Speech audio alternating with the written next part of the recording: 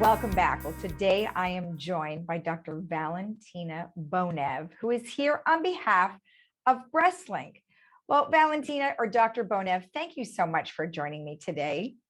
No problem. Thank you so much for having me, Lisa. Good to see you again. Good to see you too. Now, we've talked about breast cancer before, but today we're going to highlight, some of the risks. And I know for the last couple of years, people have been putting off being checked. And, now I've heard that the cancer rate of people having cancer has gone up primarily, probably because they didn't get it checked early enough and didn't have prevention. Would you say that has been kind of the case and you've seen that happen over the last couple of years? Definitely. Patients have not gotten mammograms or seen a doctor the last 1-2 years, basically because of the COVID pandemic, fear of coming in to see the doctor. And we are seeing patients presenting later with breast cancer versus an earlier lump or lesion that could be treated minimally with a surgery. And now, unfortunately, some patients are requiring extra interventions such as chemotherapy or more extensive surgeries.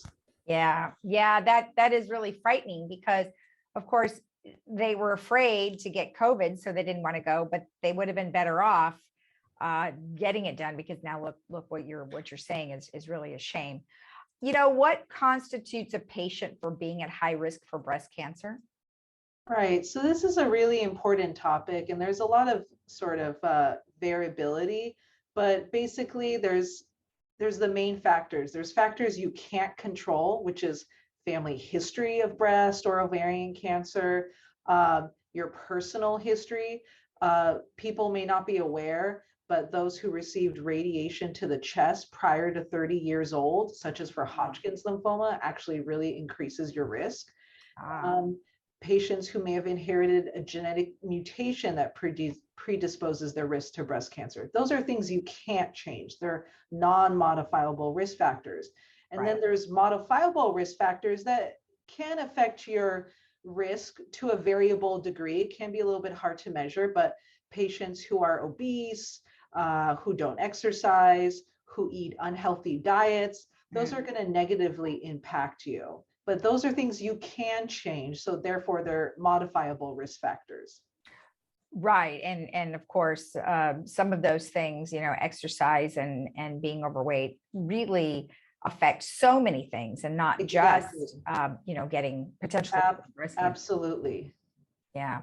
So, once someone has been diagnosed with breast cancer, what are some of the things that they can do at home to sort of monitor themselves, or can they have help? When someone's been diagnosed with breast cancer, they definitely need to follow up with their doctor, report any changes.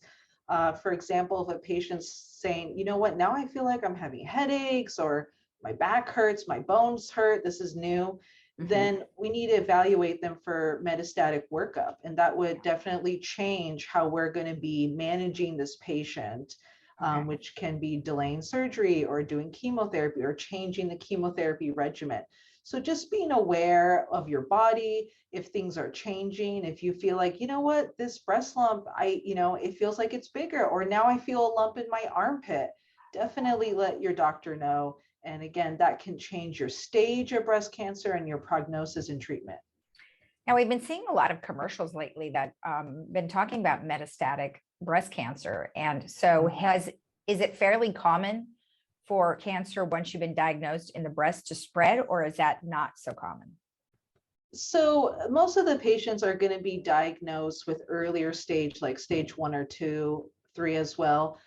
For the metastatic patients, those patients, either they're young and they have a very aggressive form of breast cancer, or unfortunately, they're those subgroup of patients who noticed a breast lump and chose not to go to a doctor, chose not to get any workup whatsoever. And then once they feel like it's really ballooned up, they'll present to the doctor. And then unfortunately, it can be a stage 4. And there are a lot of medications out there actually that can prolong patients' life. I mean, 10 years plus. So it is pretty amazing what's out there. Why are people so afraid to come in when they feel something right away?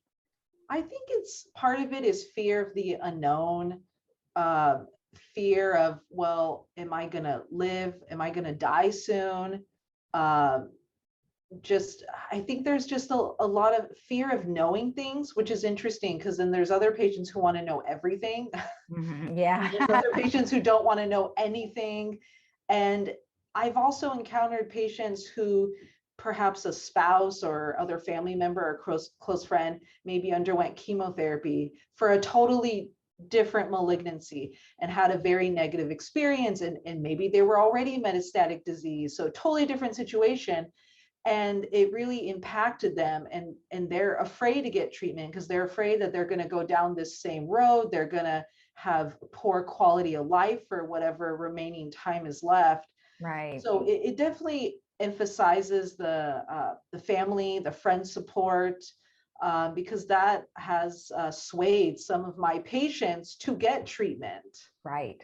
Right. And that's frightening because the patient that they're referring to, or or someone who had the bad experience may have had it like 10, 15 years ago, but we know that technology has changed so Right. rapidly Absolutely. that just putting it off for like a year just because somebody else, that's Yeah. kind of nonsensical in a lot of ways. But I do understand that fear of feeling like, oh, I'm going to feel just like that person. So Right. the key takeaway, though, of course, is to make sure you do have your regular mammograms, and anytime you identify something, make sure you did check right away.